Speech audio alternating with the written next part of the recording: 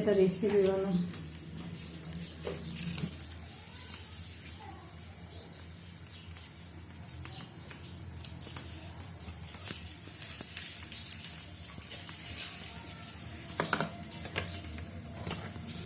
এটা হল রসুন বটা, এটা হল গোটা জিরা বটা, এটা হল পিঁয়াজ বটা। এরপর অলপ রসুন বটা দিম এতে। এটা হল পিঁয়াজ বটা অলপ দিলো।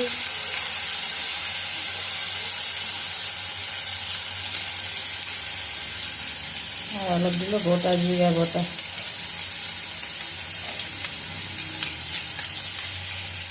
এটা হল নিমখ, মই নিমখটা আগতে দিলো।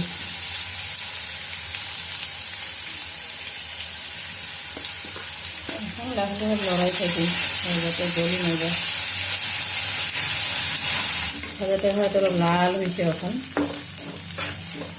ভাজাটা হয়েছে এখন। মই এখন দিম হালধি পাউডার,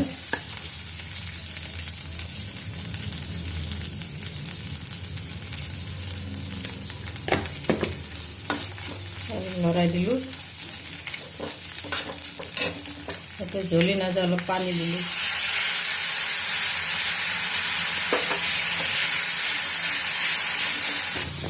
এটা হল শুকান জলকি পাউডার অলপ দিলো।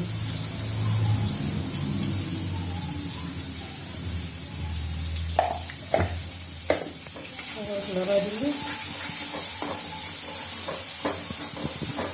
এখন কবি আর মিঠা লাউটা এখন দিম।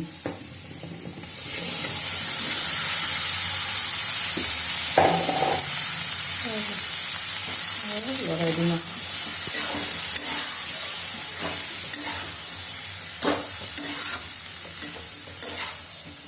মই কেইটামান কাঁচা জলকীয়া লৈছোঁ, যিহেতু আমি অলপ জ্বলা বেছি খাওঁ।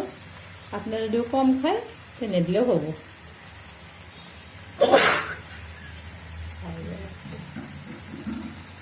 এটা আমার আম্মা, আজি আমি তরমুজ খাম, তরমুজ কাটি আছে।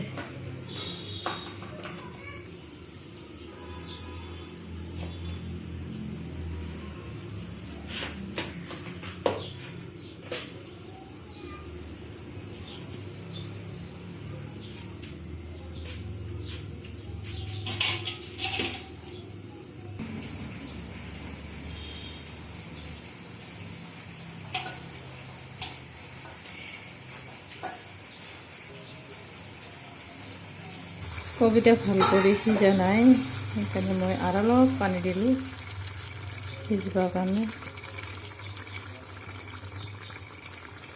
কবিটা নিসিজিলে ভাল নালাগে। মোৰ কবি আৰু মিঠা লাউৰ রেসিপি হয়ে গেল। এখন আর একটা রেসিপি বানাম।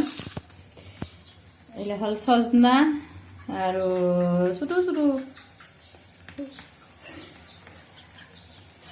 সরু সরু কেইটামান আলু লৈছোঁ, ইয়াতে কাটি দিছোঁ।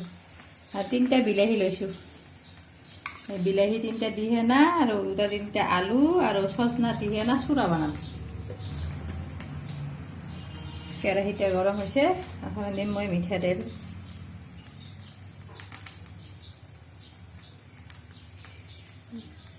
যেহেতু চূড়া বানাম সেইকাৰণে বেছি মিঠা তেল নিদিওঁ। এইখিনি হৈছে পিঁয়াজ বটা, গোটেইখিনি দিম। এটা হচ্ছে নহৰু বটা, জিরা বটা, গোটা জিরা, আর অলপমান আদা দিম, নিমখ দিম।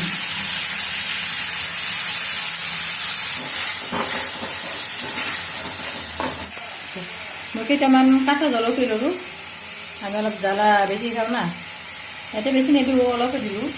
4টামান লৈছোঁ। কাঁচা জলকীয়াকেইটা তেলতে ভাজি দিম। মছলাখিনি যখন লাল হয়ে যাইব, ভাজা হ'ব, তখন অকণমান পানী দিম এতে।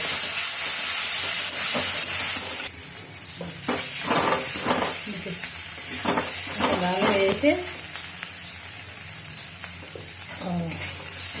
পানী দিলোঁ যাতে জ্বলি নাযায়।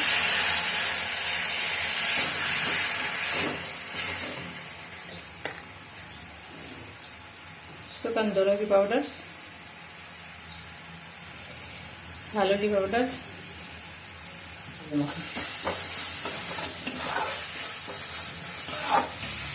সজনা আলুখিনি ভাজিয়ে নেব।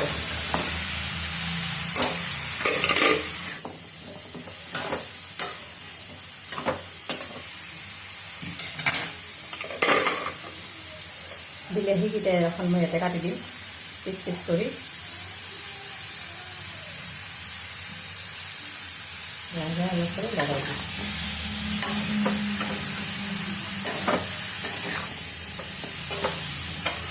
ঘৰতে পানী অলপ নহয় না, জ্বলি যাব পাৰে, অলপ পানী দিবি।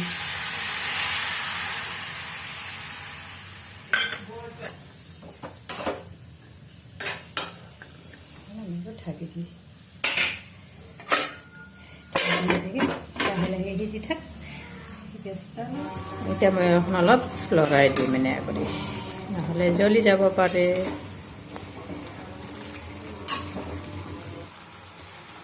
পানী